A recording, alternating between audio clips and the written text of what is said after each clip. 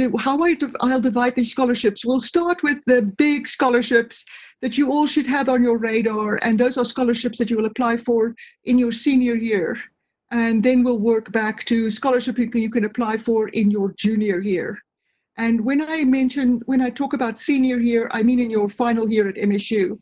For some of you, that'll be your third year, third and a half, for fifth year. I'm a big fan of 5-year plans, by the way. But it's just walk. If you think about your final year and the year before your final year at MSU, that's maybe a better way of thinking about these scholarships.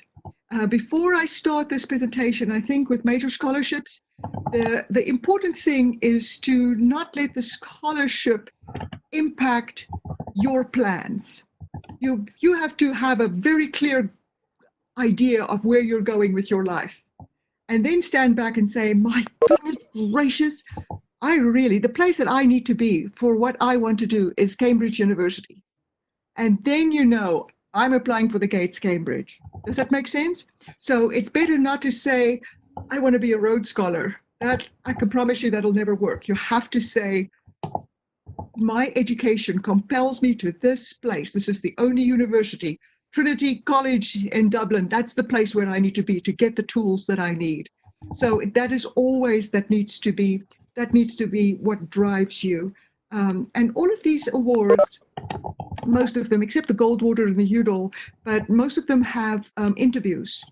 And the reason they have interviews is that committee really wants to be able to see whether your reason for applying actually connects with the scholarship. So that's why from the very beginning have a white hot reason for why you want to apply to that scholarship. That's a really good way to go about it. So now I am going to try and screen my PowerPoint, share it with you guys. And I think I'm going to be, did I do it? Yay, good. Hooray for me. So here we go. Here we go with our major scholarship presentation. I love this little picture of the guy on a bicycle, and I'm sure you guys can all see that that's Oxford University. So we're going to talk about the graduate scholarships that you can apply for in your senior year. All of these scholarships are on our webpage. There's a little button that you can click on how to apply for a scholarship. And then we'll also record and make this PowerPoint available to you guys. So these scholarships are the Marshall, the Mitchell, Rhodes, Gates, Cambridge, and the Schwarzman Scholarships. So here we go. The Rhodes Scholarship is the most prestigious scholarship on the planet. It was started by Cecil John Rhodes. He made his fortune in the neck of the woods where I'm from in Southern Africa. He's a very complex character because it was the height of imperialism. Basically, diamonds is how he made his empire. And then he wanted to have a scholarship that could be distributed throughout the British Commonwealth. So there was a limited number of countries that actually could compete for the Rhodes Scholarships. And America, from the early 20th century, women couldn't apply for the Rhodes Scholarship, by the way, until the late 70s. It's pretty interesting how that all happened. But here we go. The Rhodes Scholarship looks for characteristics that we have in the Honors College. The first is academic excellence. You have to show a really high GPA. You have to show that you're in the Honors College, for example, if a university has an Honors College. You have to demonstrate that you have the courage to take hard courses. If you're research, we want to see publications. If you're in the humanities, we want to see publications, presentations. If you're in the creative arts, we want to see significant performances, compositions, those types of things. So academic excellence, and then we want to see also leadership. Leadership with a capital L, where there was an issue that you cared passionately about and you did something about it. That's the type of leadership, just bravely stepping forward. And then it's tied to the last category, which is public service writ large. Again, so how can you serve humanity? Basically, in Cecil John Rhodes's will, he said, we want Rhodes Scholars to fight the world's fight. So oftentimes when Rhodes Scholars get together, they ask each other, so how's your fight? And you have to be able to say, what is your fight? What is your cause? What is the thing that drives you every day? So if I look at the 3 Rhodes Scholars that we have in front of us, on the top left is Katie Hansen. Katie Hansen from Bozeman, Montana. She majored in mechanical and industrial engineering, and then also had a minor in economics, and took some courses in political science as well. So Katie was one of the first two major leaders of Engineers Without Borders on our campus 10 years ago. The other gal was also a Katie. And Katie was one of these two women who decided, when we build these water wells in Quisero, let's not build them in the middle of the town. Let's build them by elementary schools. And all the other Engineers Without Borders students, which, by the way, are not only engineers, said, why should we do that? And they are the two that answered, if you build a water well at a school, the water carriers, i.e. the girls, have a chance to get an education. So that is the reason for Katie Hansen. So she studied water rights. She had a Borden Scholarship and studied water rights in Israel, between Israel, Palestine, and Jordan. Can you imagine that? And then she won the Rhodes Scholarship. Actually, when she prepared for the interview, she flew right over Bozeman. We did it all remotely because she was still in Israel at that time. And her entire road application was about water and water rights. And then with the Rhodes Scholarship, after she finished her graduate work at Oxford, she went actually to South Africa, which I thought was kind of full circle for me as a South African, because what happened is she went to South Africa to study the implementation of the access to clean water, which is a constitutional right in South Africa. She studied that. Then on the right, Josh Carter, our most recent Rhodes Scholar. He studied mechanical engineering and microbiology, two majors. He's from Waterton, South Dakota.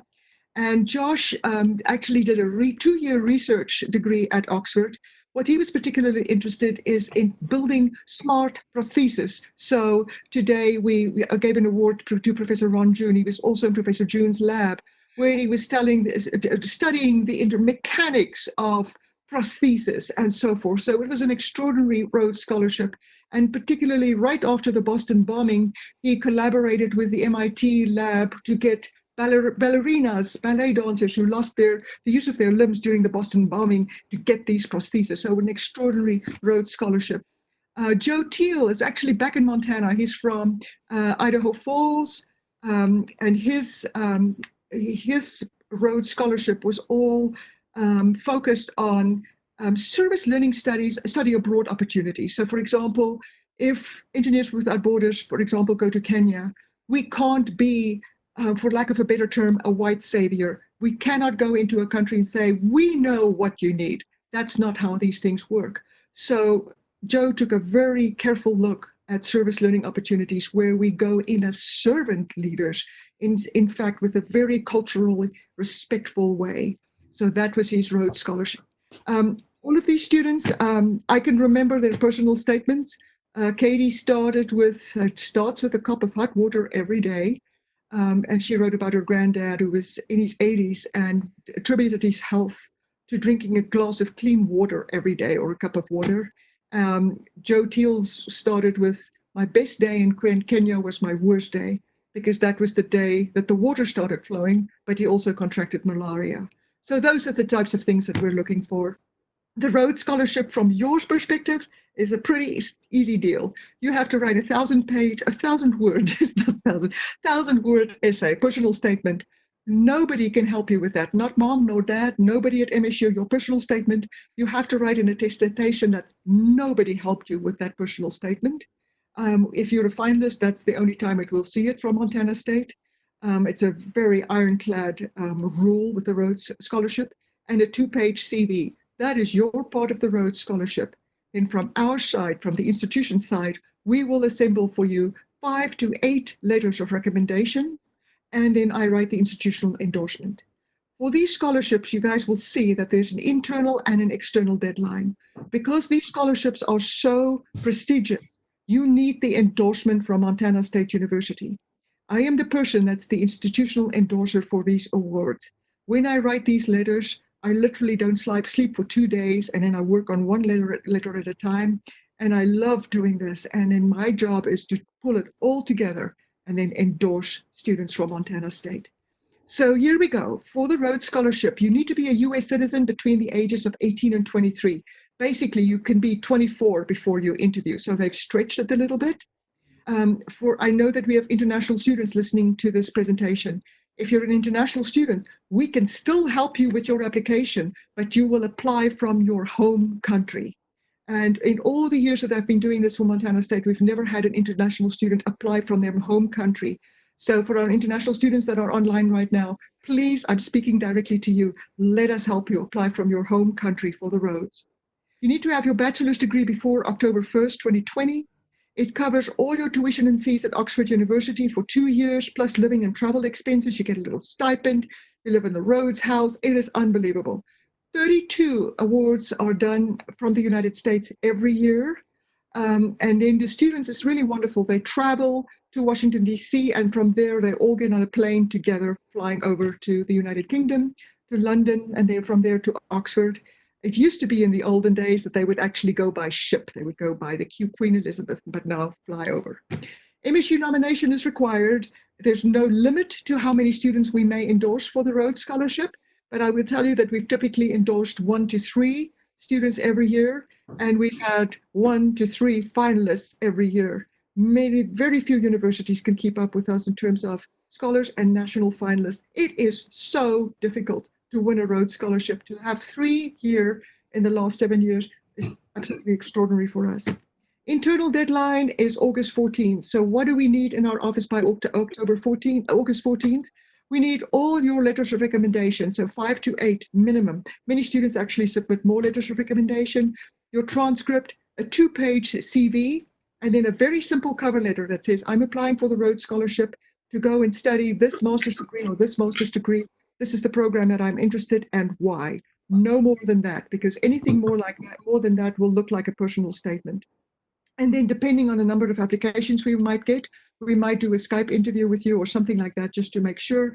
And then we have an internal review committee that will determine which students we will nominate. All through this process, I just want you to know that I'm available all the time to help talk you through these things. I won a scholarship like this as a senior in South Africa in my last year in South Africa, and it changed my whole life. I would not be where I am right now without a faculty member that thought that I could apply for an international scholarship. That brought me to the United States. So I am just paying it back. Let me help you. By the way, you should look, if you're interested in the Rhodes, really look at the academic offerings that are offered at Oxford University. You have to do your homework. You have to come in and say, Dr. Lee, you know what? They've got a master's degree, a 1-year master's degree in public policy that is just perfect that I want to do. That's what we want to know. It has to be granular to the level of saying, I want to be with this professor. That's the type of thing that we need to know. So the UK system is slightly different. You could do 1-year master's degrees, and they could be either taught, which means you're just taking courses, or it could be a research degree, but you could probably research would be 2-year master's degrees. That's what Josh had, but we can advise you with those things. I would not advise you to apply for the Rhodes for just 1-year master's degree. They're not likely to invest that much money into you to go to the United Kingdom for only 1 year. So my recommendation is apply for a 2-year master's or 2 1-year master's programs. And then the external deadline is early October. And then they don't take too long. We will know by early November whether we have finalists or not. At that point, we have committees that's kick into gear, and we will give you so many practice interviews that it's just not true. And then the interviews are in Seattle for our region, depending on your home state. If you're from Alaska, Montana, Wyoming, Northern California, you'll interview in Seattle. And the national day, all the Rhodes Scholars interview on one day. They make the announcement at the end of the day. They typically will interview in a region 20 students.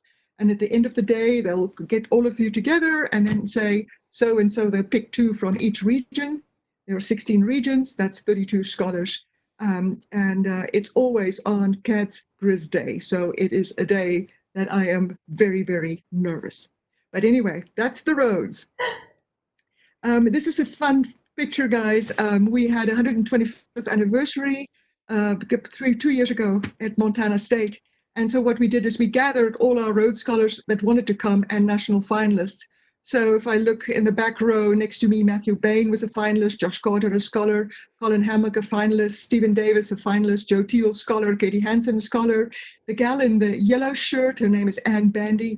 Her father, Robert Tichenor, was a Rhodes Scholar in 1938.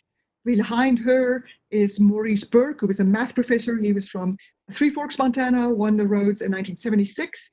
Front row, Susan Wolf. She's the Dean of Great Falls College. Her uncle, Charlie Jelenchik, was an MSU Rhodes Scholar in 1936. Jen DeVoe, 1996. She's a very prominent physician, MD, PhD, Rhodes Scholar at Oregon Health Sciences University. Maggie Russell, Goldwater Scholar, was also a finalist the same year as Matthew Bain, Rachel Jewell, and Colin Hammock, finalists the same year, and of course, President Cruzado.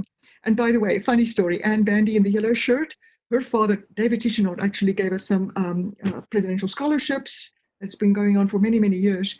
But he became very famous because he was the person who invented polyester.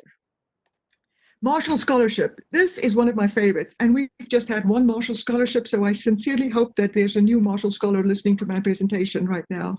The Marshall Scholarship was the United Kingdom's way to say thank you to the United States for the Marshall Plan. Now, you all know history and world history. You know that the Marshall Plan saved Europe after World War II. So this is the UK's way to say thank you. So the Marshall Scholarship, up to 40 every year, it is incredibly prestigious because I'll tell you what the difference is between the Marshall and the Rhodes. The Marshall, you can go anywhere in the United Kingdom, including the London School of Economics, Oxford, Cambridge. You can go to all the top universities. It'll pay. So it's for undergraduate and graduate students. US citizens, you have to be a graduate of a four-year university. Tuition and expenses at a university in the United Kingdom for 2 years, up to 40 awarded annually, MSU nomination required, and the dates are exactly the same. So Brian Botheim from Miles City, he majored in chemical and biological engineering, economics, and he had a minor in business. He had a patent for disinfecting water, solar water, inspired by Engineers Without Borders. But his research in economics, particularly with Dr. Stock and Carly Urban, really won him this Marshall Scholarship. So if you're a published scholar, you've got to apply for the Marshall Scholarship. Also an interview in San Francisco. The difference with the Rhodes and the Marshall, the Rhodes, you really kind of are on your own. You will be in a community of Rhodes scholars. But the Marshall Scholarship, you become a VIP almost immediately. They picked Brian up at the airport and then took him to his apartment. And then he studied his first year at the London School of Economics. And the second year, he was going to go to, I forget where he was going to go to, but he said that I really would prefer to go to Bristol. And they arranged it. So they really take care of Marshall scholars. And Brian Botheim was supposed to be back last weekend for a climate change conference that Callista was organizing, but because of COVID-19, he didn't come. But he's never been back in the United States. He is working in London for a think tank on the economics of climate change. It's absolutely extraordinary. So anyway, Marshall Scholars, we've got Supreme Court judges that are Marshall Scholarship. It just launches you into a trajectory that you just can't believe. The Mitchell Scholarship, guys, is, yes, I know, Callista, thank you for your message. She said, we'll get him next year. Perfect. The Mitchell Scholarship is called the Irish Rhodes. The picture down there is of Shane Colvin, and we had one other Mitchell scholar. Her name was Michelle Miles. This is basically similar to the Rhodes, but except of going to England and to Oxford University, you're going to Ireland. You have to pick a university in Ireland and Northern Ireland. There are no academic field restrictions, and again, it covers tuition, room, living, and travel expenses. Only 12 scholarships each year, so it's very, very competitive. I would say for the Rhodes and the Marshall, they receive anywhere from 800 to 900 applications. So for Montana State, they are taking us seriously. If we're endorsing a candidate, they will definitely take a look at you and consider you very, very seriously. So again, MSU nomination required. And just as was the case with the other scholarships, you really need to know why you want to go to Ireland, which university, what program. That has to be very clear from the very beginning. I just want to go back to the Marshall just for 1 second. When you go to the Marshall and the web pages at the bottom, they have a very robust guide to UK institutions. So for example, if you're interested in environmental science, you can click on a drop-down menu and type in environmental science. And then the Marshall Scholarship will show you which universities in the United Kingdom are the highest ranked institutions in the nation for that field of study. And those are the universities that you should be applying for. They try and steer students away from what they call the Trinity, which is Oxford, Cambridge, and London School of Economics. And then the other one that everybody wants to go to is the London School of Tropical Medicine. So outside of those four, look at the universities that are the best in the field on that Marshall website. And those are the places that you should apply for. And then really make this a study project. You've got time now at home to just start researching this and find the place that just matches you so beautifully. There is something that I particularly like about doing your master's degrees in the United Kingdom and then coming back to the United States and then do an MD or a PhD and just kick it into the stratosphere. But master's degrees in the United States sometimes can drag on for 3 years, and they're very, very expensive. I love the 1 year master's degrees that are incredibly ingrained into the colleges in the United Kingdom. So I would like you to kind of, if I had my life over, I would do United States, England, back in the United States. I did South Africa and then came to the United States for all my graduate work, and it's been an absolute gift. So let me keep going. Gates Cambridge. This is a new scholarship, guys, and it is thanks to Bill and Melinda Gates. They wanted to also have a Rhodes Scholarship, but instead of going to Oxford, you go to Cambridge University. And this is an extraordinary scholarship. Again, we've been very successful with the scholarship. I'm looking at these two most recent scholarships, two scholarships we've had. We've not been trying for these awards so very long. So Montana Wilson was also a Truman finalist. He's a Udall scholar. And Hilary Fabbage is the person who shattered the ice. She was our first Gates Cambridge scholar. She was a chemical biological engineering major from Livingston, Montana. Again, it's open to US citizens, but for our international students, you can also apply for the Gates Cambridge Scholarship from your home country, and we could advise you with it. They will fund 1 to 3 years of graduate study at Cambridge University. That's exactly what happened to Hilary. Hilary went from her bachelor's degree at Montana State to a fully funded 3-year PhD at the University of Cambridge. Can you believe it? Fully funded 3-year PhD at the University of Cambridge. Montana did a 1-year degree in political economics, and he had a fantastic time. Always in the back of my mind, I kind of hoped that he would apply for a PhD. And he did call me, Skype call from Cambridge, and I will never forget the call. And he said, I want to go for the PhD. And so I worked with him on his application. He got into the program, fully funded. And then, as is perfectly legitimate and you should always be able to do, he changed his mind. He said, no, Dr. Lee, I'm coming back to the United States. I need to go to law school. Law school is a better choice. And so that's what he's doing right now. Totally fine. Pays your tuition and gives you a living allowance as well. And again, there's an internal and an external submission for the Gates Cambridge Scholarship. And again, this is like the Rhodes, but except going to Oxford, you're going to Cambridge.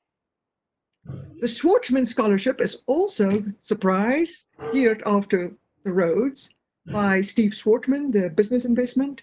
But instead of, and this has only existed for 3 years, instead of going to university in the United Kingdom, you're going to Tsinghua University in China, in Beijing. And the picture at the bottom of the screen is actually the Schwarzman campus. It's a little bit like the quads. The students are living in beautiful arrangements. And if you go on the Schwarzman website, you will be blown away by the speakers that Steve Schwarzman flies in to come and meet with his students. So it is to prepare the next generation of global leaders.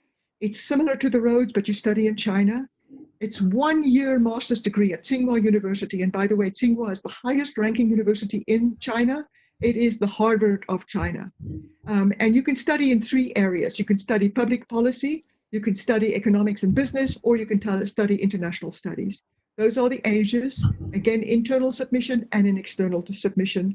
And when they ask us to submit an institutional assessment form, it's not literally a letter, I just have to assess.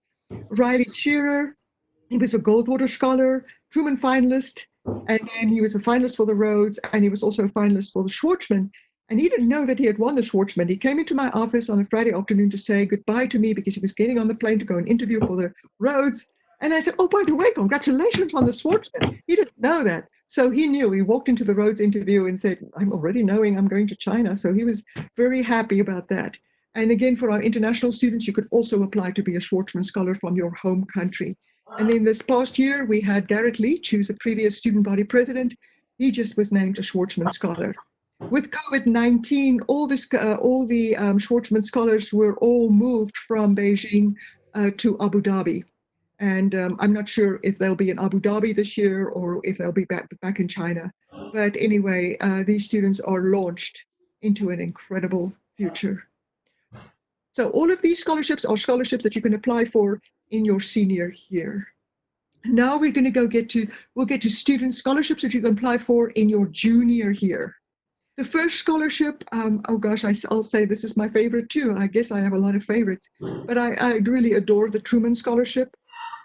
The Truman Scholarship is for full-time junior level students with demonstrated leadership potential for influencing public policy, a record of public service, potential to perform well at a premier graduate or law school, and intent to pursue a career in public service. It is just extraordinary to see the public servants that are senators right now, Supreme Court judges, all in public service that were launched by the Truman Scholarship. President Truman did not want a monument in the National Mall at Washington, D.C. to be remembered by. Instead, he told his closest friends that he wanted a living monument. And they asked him, what do you mean by that? And he said, scholars, Truman Scholars. So every year, they award between 55 and 58 Truman Scholarships every year. It is $30,000 in graduate school funding, but that is the tip of the iceberg. The next bullet point is the important one, priority admission to premier graduate schools. You win the Truman Scholarship and you want to go to Harvard, you're going to Harvard. There's no question about it. So you gain admission to the nation's top schools. We have an internal submission, which is the last Friday in December, external February 3rd. We can nominate up to 4 students. Some years they will let us nominate a transfer student as well. But this scholarship is so phenomenal. What the Truman Scholars will do is that in May, after school is out, they gather in Liberty, Missouri, and where they have a leadership week. And top scholars come and talk to them. They meet extraordinary people. They have basically a graduate school fair where all representatives of all the nation's top graduate schools, and I mean top graduate schools, are in a room, and then they try and recruit these students. And I've heard how the MIT person will say, you know what? You really need to go all through the Stanford rep because what you want to do is at Stanford University. It's just really incredible to see they have the best interest of the students at heart. Students, there's a tradition that whenever we have a Truman Scholar on campus, President Cruzado and I will surprise the students with flowers. That's Levi Berkey, Kalispell, Montana, Alex Patterson from Salt Lake, Kara Thuringer from South Dakota, Kathy Connor from Great Falls. This was a very special day. We had 2 Truman Scholars, Haley and Connor, and this is in Liberty, Missouri during the Truman Leadership Week. But what was really special about this one is Alex Patterson, whom I spoke with today as well. He's now in Washington, D.C., but Alex Patterson was the Truman Scholar, was in charge of organizing the whole Leadership Week for all the incoming Truman Scholars. So Montana State University that week had 3 Bobcats there. I was so proud of it.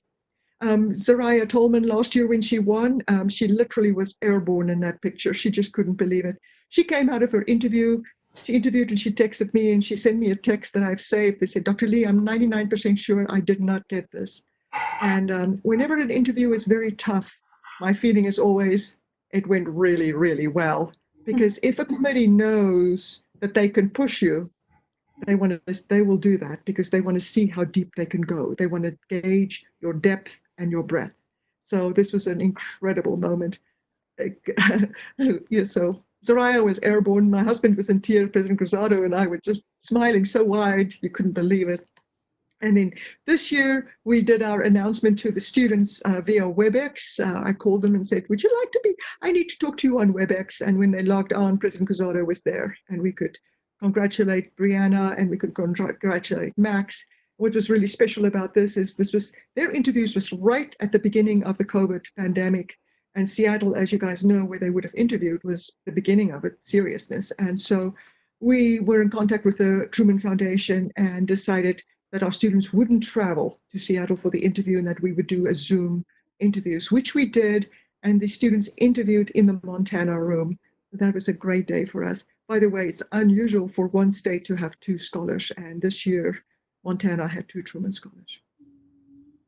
There's a public policy statement in the application. There's a sample application on the Truman website that you can download. And that's what you will submit to us in December. With your transcript, 3 letters of recommendation, 1 letter for academics, 1 letter for leadership, 1 letter for service. But if you're interested in applying, be sure, do your homework, think of where you want to go, because you need to say which graduate program you're interested, what your 5-year plan, 15-year plan. they need to know where you're going to go if you should be named a Truman Scholar.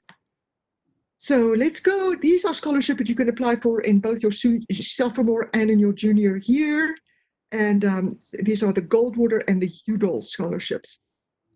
So this is a very busy slide because I love to put all our pictures of all our scholars on the slide. So the Goldwater Scholarship is the nation's top award for students in math, engineering, science. Your sophomores and juniors can apply. So if you win the Goldwater Scholarship as a sophomore, as Franklin Alongi did this year, that means that he gets the Goldwater Scholarship for 2 years. You have to demonstrate potential, research interests, intent to pursue a research career in mathematics, natural sciences, engineering, or computer science. You can't be going into an MD if you want to apply for the Goldwater. It has to be an MD, PhD. They will give you $7,500 per year for tuition fees, books, room, and board. The internal submission date will be November 6, 2020. External submission, January 29, 21. So MSU nomination is required. And this year we could nominate 4. We also nominated a transfer student. That's kind of unusual. But here we go. What do we need in our office by November 6? You will need to email me your intent. You go on the Goldwater website. It's not open yet. But then your intent on that you want to apply for the Goldwater. And then once I approve you as a candidate, the application opens and then you can use it. And just fill it out. Everything is there. There's a research essay. There are short answers that you asked. We need your transcript. We need the research essay kind of has to be based on research that you've done and also a projection of research that will be following. What the Goldwater Scholarship will be looking for is that you are an independent researcher, that you've been in the lab for X number of years, but gradually have more and more independence in the lab. And here is the clencher. You have to have a GPA of, the minimum is a 3.8. On the Goldwater website, it says a B average. All of us National Fellowship advisors just kind of laugh at that. It's not right. It's a 3.8 minimum. A's in all the courses in your majors. And then definitely, if you can, a publication with your name on it, either submitted for review, under review, or published. That is what the gold standard is at Montana State for the endorsement. We will get up to 20 students applying for the Goldwater Scholarship. We have an outstanding committee that immediately will start reviewing the candidates that we have for the Goldwater. And before Thanksgiving, you will know if you have the endorsement or not. And then from that moment on, from Thanksgiving until we submit, until January 29th, we will work very, very hard on your application. You'll be assigned a scientist, mentor that will help you with your essays. I will help with the front essays, and I also work with your recommenders. This is probably a good time for me to say that probably the conversations that you and I will have on applying for the scholarships is one of my favorite things that we'll do. But probably the most work that I actually do is I work with your recommenders. Faculty are extraordinary at Montana State. They will send me letters of recommendation and say, Dr. Lee, would you please take a look at it? And then I'll have 3 letters of recommendation from you. And then what I'm looking for is for inconsistency. If one person says you have 2 publications, the other one says you have 3, then I can go to the faculty and say, now we have to be on the same page here. So I really help faculty write extraordinary letters. And so it's a 2-pronged approach that we have here, very respectful, highly ethical standards. And then we want to just put you forward in the best possible light. We want to do justice to our institution. And most importantly, when we endorse a student from Montana State University, that signature and that endorsement means a lot. So I love seeing all these photographs of these students in front of me. These are Goldwater scholars over the last 9 years. It was very exciting for us when we had these 3 scholars. You can see Josh there, John Ryder's in the PhD program. Zach's also in a PhD program, Zaina Tenga, excuse me. And by the way, Josh is now at Stanford. And Maggie Russell, also Goldwater scholar, that was here when we had 1. And then we had 2 with Kara Robertus and Ryan Mason. Kara, by the way, just won an NSF Graduate Research Fellowship. And then last year, oh my gosh, we had 4. And what was really remarkable and so made us so happy is that both Carter and Ellen in the front part of the front, were both sophomores to win the Goldwater. And then Garrett Peters and Brendan Pelkey, of course. And then this year, oh my goodness gracious, we did it again. And Franklin Alongi is a sophomore, the other students all juniors. Gabby Sportsam, I know Gabby's online, Michaela Wood, and also Sheridan Brown. So it's just really fantastic. I'm very proud of our Goldwater scholars, guys. We now have 78. We just overtook Yale and Johns Hopkins. We've always been neck to neck and neck and neck with them. We just overtook them. We are just unbelievably high in the Western United States. It's Stanford, Caltech, then Montana State University. And I think we're the third or fourth public institution in the United States in terms of numbers of awards. And the public institutions that are in that top 10 with us are universities with 60,000 students, just major universities. And here we are. We are the university that can. The Udall Scholarship, this is a scholarship for students that are interested. There are basically two categories. You can win this as a sophomore or as a junior. If you win this as a sophomore, you just get it for 1 year. It's not like the Goldwater Scholarship that will actually carry you for your entire undergraduate career. But the Udall Scholarship is for students. The first category is career in environmental public policy. So you really need to be on fire in public policy. The two students on the bottom, actually three of them, but particularly Kara and Blake. Kara Thuringer was a photography major and liberal studies environmental option major. And literally what she did is at the height of the coal boom, and this is about 6 years ago, she literally parked herself under railroad bridges crossing rivers in the state of Montana and just took pictures of the damage to the river, to the bridges, of all these coal trains going over these bridges every half an hour. And then her photographs actually became part of a lawsuit. So that type of activism and policy change is what the Udall is looking for. Blake Bjornson from Kalispell, Montana, actually Whitefish, excuse me. Blake walked into President Cruzado's office on the first day that she was president and said, President Cruzado, we need a sustainability officer at Montana State. And he worked as student body president to make that happen. And so our climate dashboard, our windows being replaced on the dorms, all of those things, because what Blake Bjornson said, we are going to lessen our footprint on the environment at Montana State University. So that type of leadership is what the Udall Scholarship is after. I've read for the Udall Scholarship, but they never let me read Montana or the Western United States, which is really funny. So I've always been reading Florida. So I know a lot about turtles and swamps and all kinds of things like that. But I have not read in recent years because I don't want to have anybody say that Montana State has a leg up. In the top right is Montana Wilson and Alva Dorsey, Tribal Public Policy. And then Emery Three Irons, also Tribal Public Policy. It has to do with environmental development, environmental degradation on our reservations. How can we improve health? Anything. So those are the categories for the Udall Scholarship. Wonderful, wonderful scholarship. Matthew Bain also, the campus dashboard and sustainability being in our strategic plan.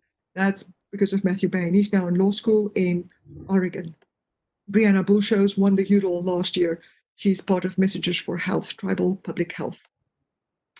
The last scholarship that we're going to get to are the Fulbright scholarships. And Fulbright is an opportunity for you to go overseas for a year. And we highly recommend it to apply for this in your senior year. It's a wonderful scholarship. And then to go abroad for a year before you start graduate school. You can also apply for the Fulbright once you've left our institution. You can always apply for any of these awards from your undergraduate institution, which is Montana State. As long as you don't have a PhD, you can apply for a Fulbright from Montana State, and there's no age limit to this. There are two types of Fulbright grants, and we've been successful with both. The first is an English teaching assistant. That's the top one. It's an award to support self-designed study or, English language teaching assistantship in over 40 countries. This is when you go to a country, so for example, Hannah Telling is going to Serbia. Will she teach English? And you could be placed in elementary, high schools, or at the college level, depends on what their openings are. And then you'll basically teach English for 10 hours a week, sometimes 20 hours a week, whatever the case may be, but you will be in country. And there has to be a reason why you're in country. So, for example, Hannah wants to study military monuments in Serbia and try and make a comparison between that and military memory of wars between Montana and Serbia. So you become a cultural ambassador the minute you're a Fulbright scholar. The other type is a self-designed study or research grant into 150 countries. So those are wonderful opportunities. Basically, again, you have to start from the end. You have to say, I'm really interested in wildlife management, and I'm particularly interested in pangolins, and particularly with the outbreak of COVID-19. Where can I go? Well, it seems like to me you're going to go to Southern Africa. Then click on the Southern Africa button on the Fulbright website. The Fulbright website is one of the most impressive you've ever seen. And if you click on South Africa, it'll tell you how many grants there are, what type of grants there are, how to apply for them, and then how many applicants they had last year, how many grants they made. Those types of things is what is on the website. So Professor Ben Lubner helps me with Fulbright grants because they're at the exact same time as all the other UK awards. So it's just insane at the beginning of October. But basically, it is very helpful if you come into our office and said, I went on the Fulbright website and there is a grant in Australia that just has my name on it because I can go and research these bats and I am on my way. How do I do this? Well, for many of the research grants, for example, you need to have a sponsor in that country. So once you decide which country you're going to go to, you need to get going right away on an institutional affiliation letter. So then you reach out to that institution in Australia where that researcher is and say, Professor so-and-so, my name is so-and-so from Montana State University. I am so interested in your research and I'm interested in applying for a Fulbright grant. And then send your CV, send some of your research publications because it is a huge feather in other institutions' cap to have a US Fulbright scholar in their research group. It is a huge honor for them because you come with your own funding. They don't have to fund you. All that they have to do is to give you a letter of affiliation. So it's an incredible opportunity. There's no limit in how many applications we can submit. Professor Lubner and I feel very comfortable with how we're organizing this. And the best part is that the interview is actually on our campus. We have a Fulbright committee. There are many, many Fulbright scholars on campus. Depending on your field of interest is what the committee will be. And then we give the Fulbright our impressions. So again, there's a full research grant or an English teaching assistantship. The grant benefits is round-trip airfare. You get a monthly stipend for room, board, and incidental cost. You get health insurance, of course, all of these things. Oop, that's a very old deadline on the slide. I beg your pardon. The deadline is the beginning of the fall, always in October. So this spring, because of COVID-19, all our Fulbright scholars worldwide actually came back early. And these are our most recent Fulbright scholars. You'll see that we have from Great Falls, Montana, McCall Voy. Oh gosh, where did she go? It's in Asia. I forget. It will come to me in a minute. Hannah Telling just got a ETA grant to go to Serbia, and Hannah Newhouse, Wilson, is just on her way back, also from an ETA in Serbia. And then this is, we're not doing it this year, but every spring we have a reception for our major scholarship winners and the national finalists with President Cruzado. Unfortunately, we can't do this year because of COVID-19, but I just want to highlight right here is Cassia Wagner. She was a finalist for the Rhodes as well. Cassia is going to be our honors at 4 speaker tomorrow afternoon. I'm sure you've heard of all the charts and the data charts that the University of Washington is pushing out to track the COVID pandemic, to track the genome of the virus, all of these things. Well, Cassia is one of the lead investigators there. And so she is going to talk to us tomorrow afternoon about her work at the Hutch University of Washington. So now we're at the end of our presentation, and I'm very, very excited to hear the questions that you guys might have. Callista, can I just maybe have you field the questions because I'm sure they came your way. Or maybe the students didn't type any in and we'll just have you raise your hands. We only have one question in the chat right now, so I think if it works better, we can actually just have people ask their own questions. Sure. There's nothing lost in translation. Oh, beautiful. And you might, let's try. It's late enough in the evening. If you put your video screens on, I can see you if you raise your hand. Yeah, so our first question, I'm just going to have Hannah go ahead and ask herself. Hannah, if you don't mind unmuting and asking. Yeah, I was just wondering, are all of these for a PhD or can they work if you want to pursue an MD? Or do you have to be like a graduate school pursuing a PhD? No, it can be for a master's degree too. So, for example, if the scholarship if you just want to go for an MPH with the Truman Scholarship, Truman you can study for anything, but for the Goldwater, yes, you have to go towards a PhD. For the Rhodes and Marshall, if you go to England, definitely, I would say the majority of the students apply for a master's degree first. Does that help, Hannah?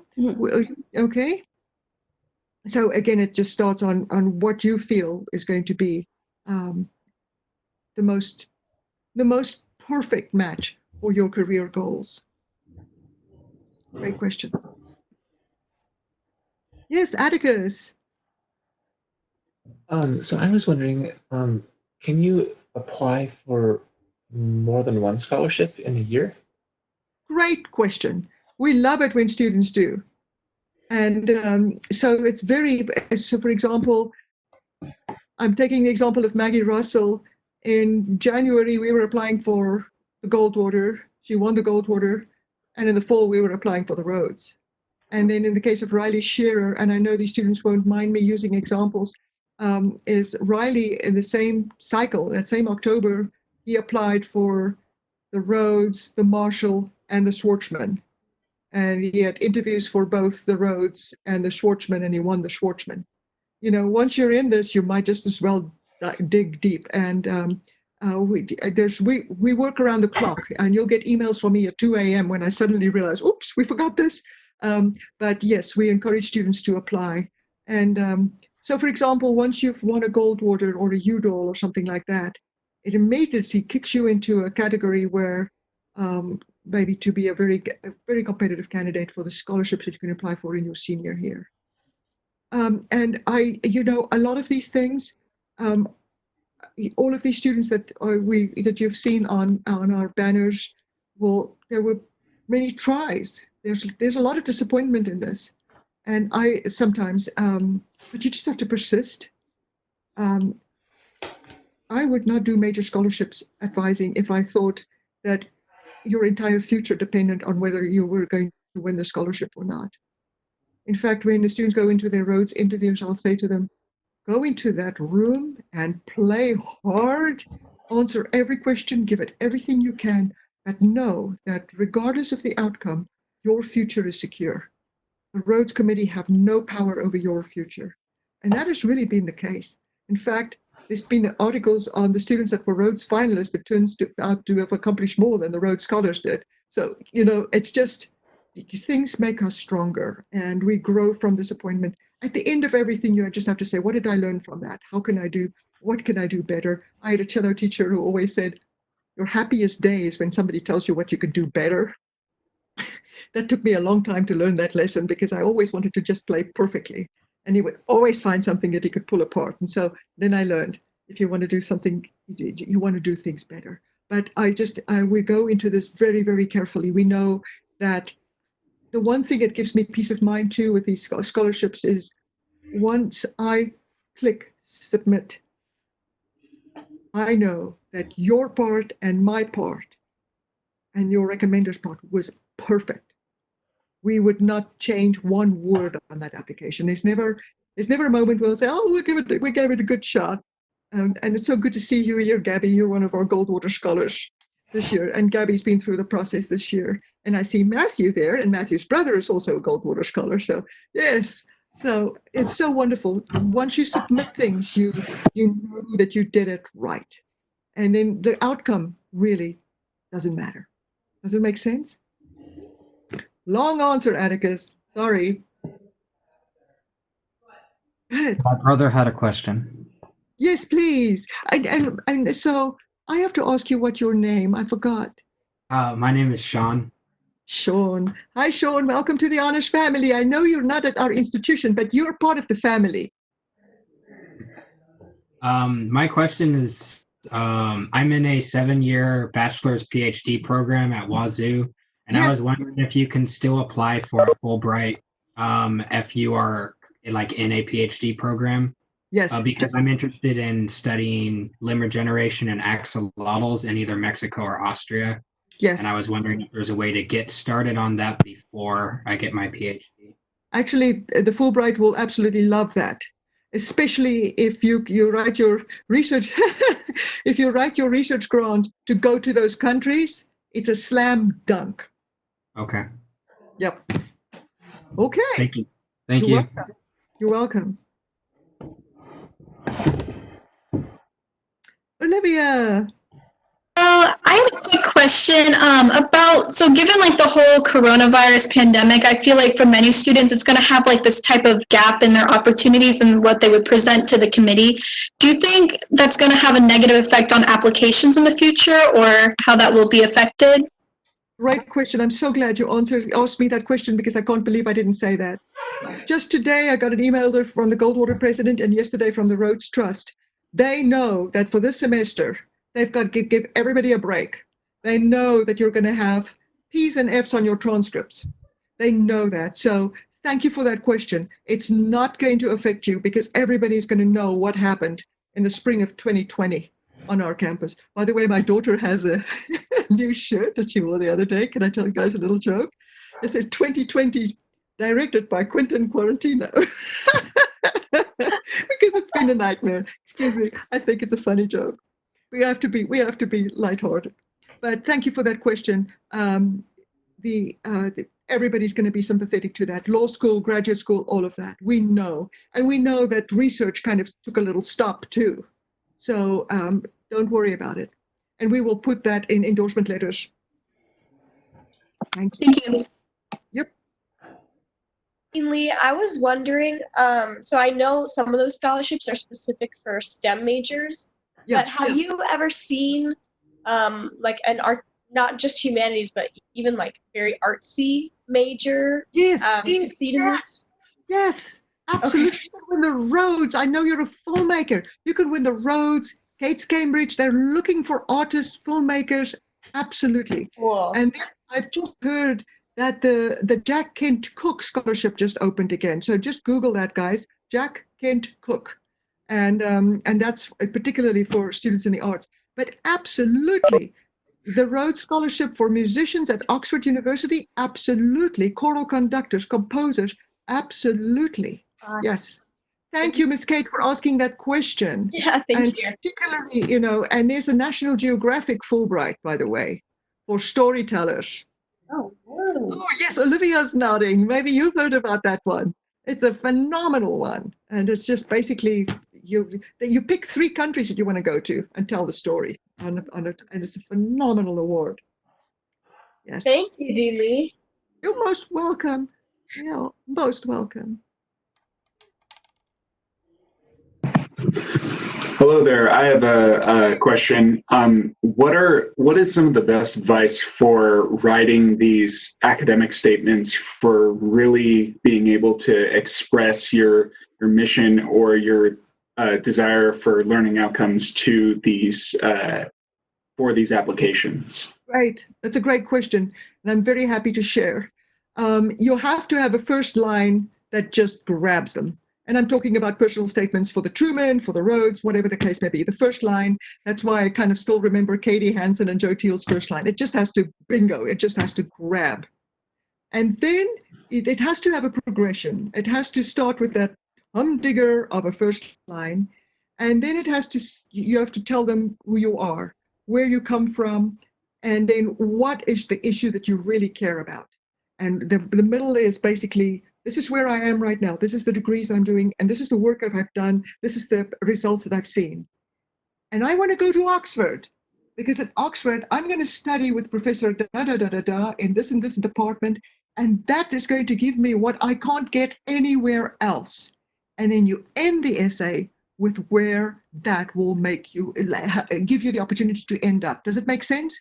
So you start with a humdinger of a first sentence, then you tell people who you are, and then why you want to go to Oxford, and then to what end, so that it really follows. A 1,000-word essay. That's why the Cameron Presidential Scholarship is, by the way, a 1,000-word essay. Practice for the Rhodes. And let's see, what else can I say? I always tell students this. If you pick up that essay, and you're going to have 15 drafts. You're never going to write it the first time through. It has to be a document that you live with. When you get to that final version and you read it, The only person on this planet who could have written it should be you.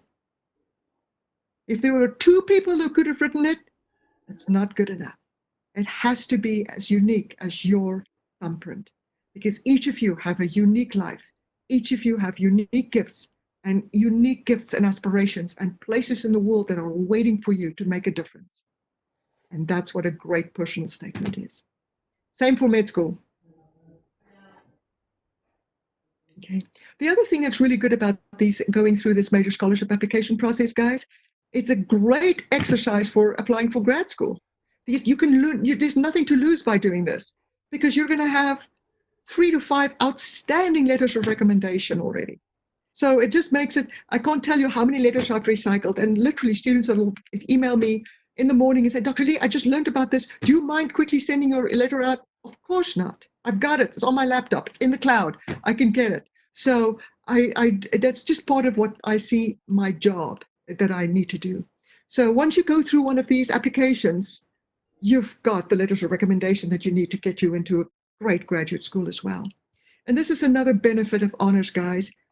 Just think, if you had to go and ask people for letters of recommendation, where you go right now. Small classes, research professors, people that already know who you are. What a gift that is. So build those relationships, build that trust, know that those are the people that are going to open doors for you. I really think it's incredible. Thank you for that question, Dane.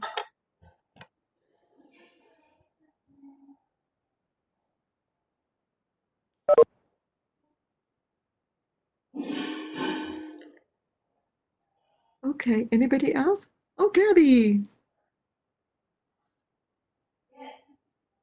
Oops. Question about, so if we have publications and we want to apply for one of the major scholarships in the UK, and we don't necessarily want to study the same thing there that we might have been studying at MSU, will that weaken our applications?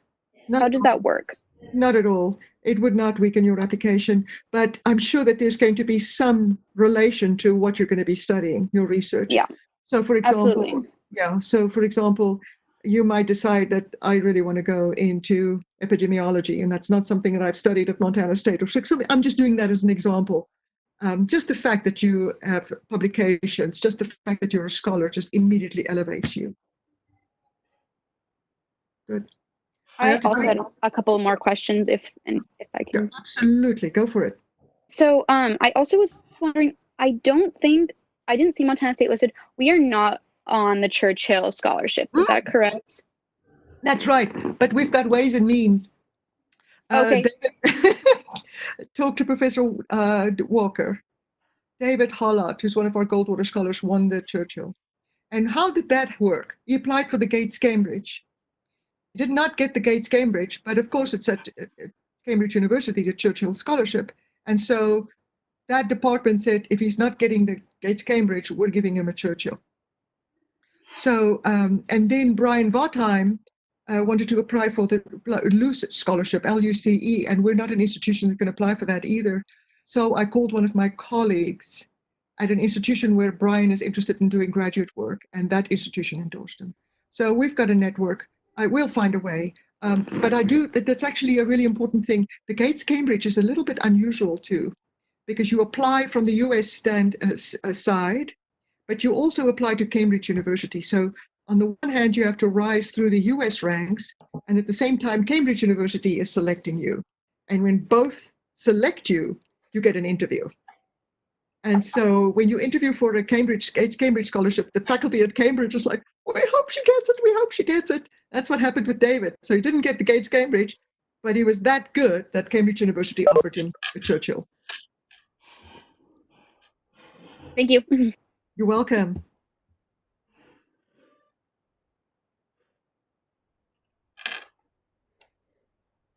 Major scholarships is quite something. It was 10 years ago that I went to a first conference on major scholarships, and it was in Seattle. And all the foundation presidents were there, and we could ask them lots of questions. And I honestly sat at the conference. I didn't miss a single session. And I just listened, and then I realized, with the quality of students at Montana State University, we have a chance at all of these awards. And I came back, I had a notebook this thick. And we just started working.